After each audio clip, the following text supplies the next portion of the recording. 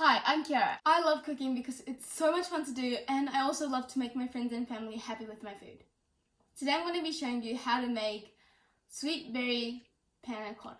I love this recipe because it sounds and looks fancy, but it's actually really easy to make. It only has a few ingredients, as you can see, and it tastes amazing. This recipe has two stages, making the panna cotta and making the compote. I'm going to be starting off with making the panna cotta.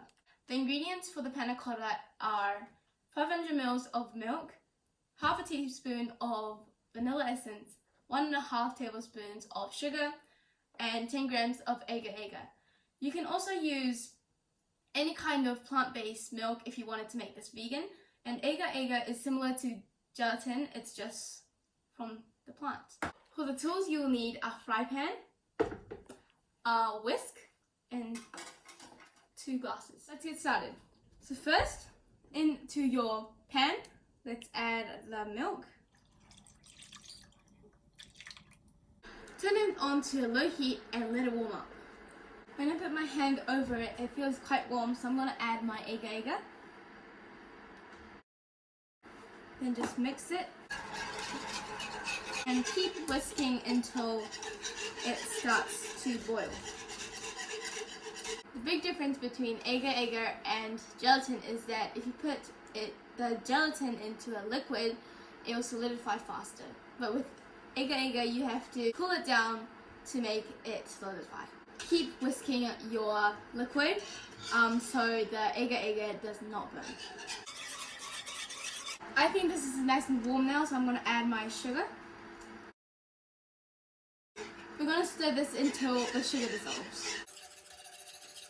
I'm going to put the whisk to the side, and then I'm going to tell you a cool tip.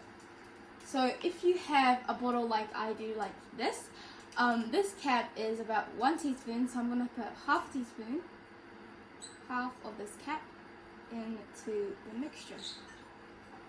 So if you didn't know that, cool tip to use from now on. Okay, let's mix this. Once you think it's nice and combined, turn the heat off and add the liquid to the bowl to make it cool down. Be careful with this stage, because if it spills, it's going to be quite hot. I'm going to pause for a minute and wash my pan and make the coulis.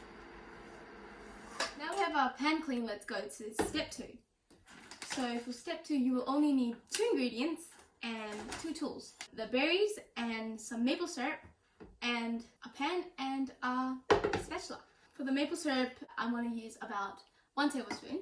I got frozen berries because we're out of the season for berries, but you can use fresh berries if you have them. I have mixed berries, but you can use any kind of berries you want.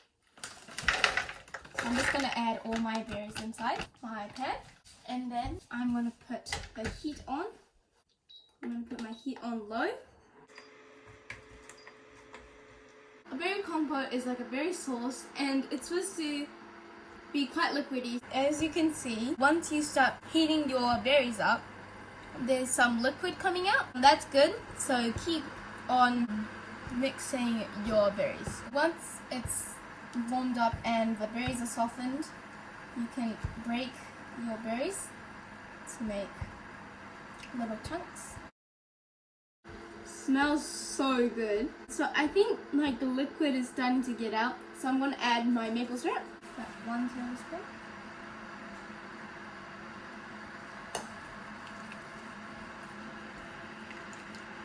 You want to cook this until the liquid is thickened. As you can see, it's a bit too liquidy right now, so heat it up until it's more thickened. This process takes about 5 to 10 minutes. And whatever you do, don't walk away, because it may burn. I think this is done, so I'm going to turn off the heat. And when you let it cool down, it will thicken up more than it is right now. So I'm just going to add it into the glass pot. If you want it to be quite smooth, you can also use like a hand blender. But I think that I love like the chunks of the berries inside my compote. So let's cool that down and move on to the next step. If you leave this out for a long time, it will be really hard to wash, so let's put it into the sink as fast as you can. Just going to get the last bits of the berries and let's wash it. Oh, that's heavy. Washing it straight away will make your life way easier. Leaving it will take forever to clean. Now it's time to put our slightly cooled down panna cotta into our glasses. I like to make my panna cotta quite fancy. For this you'll need a handkerchief and a cupcake tin. If you don't use a hanky like this, it'll just slide, as you can see. But this makes it not slip and make it stop. So as you can see, like that. So now let's add our panna cotta liquid.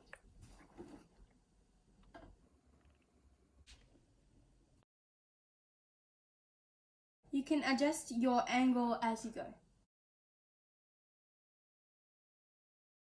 As you can see, I still have some of the liquid left, so I'm going to use these little glasses and fill it up.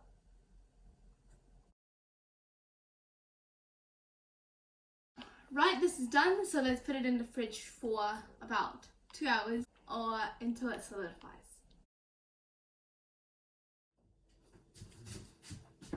It's been a few hours and as you can see it's quite dark outside, so now I'm going to start plating. So first I'm going to start off with these little cute ones. So I'm going to start off with this one. So I'm going to put the plate on top and then flip it over and then just wait until it comes off and hopefully it will come out like this. And now I'm going to add my compote.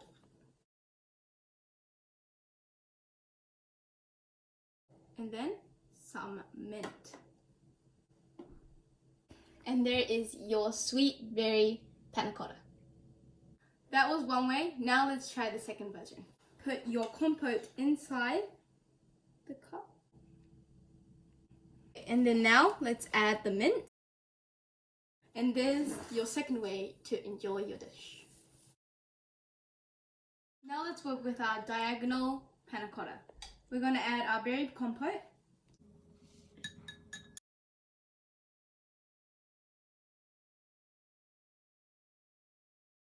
You should always taste this before you serve. Let's have a taste test.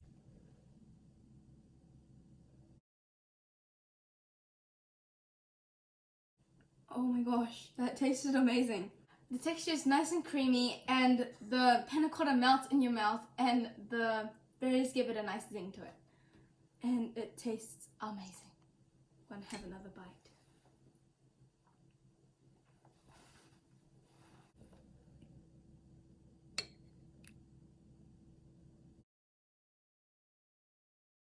Not only does the mint make your dish look way brighter, but it also cleanses your palate. Right, I'm ready to serve this to my family. Let's put on our last garnish, the mint. How good do these look? I can't wait to share these with my family. Thank you so much for joining me today. I hope you liked this video. And don't forget to follow me on my YouTube channel, Cooking with Kiara, and my Instagram, Cooking with Kiara 10. Bye! I want to eat it.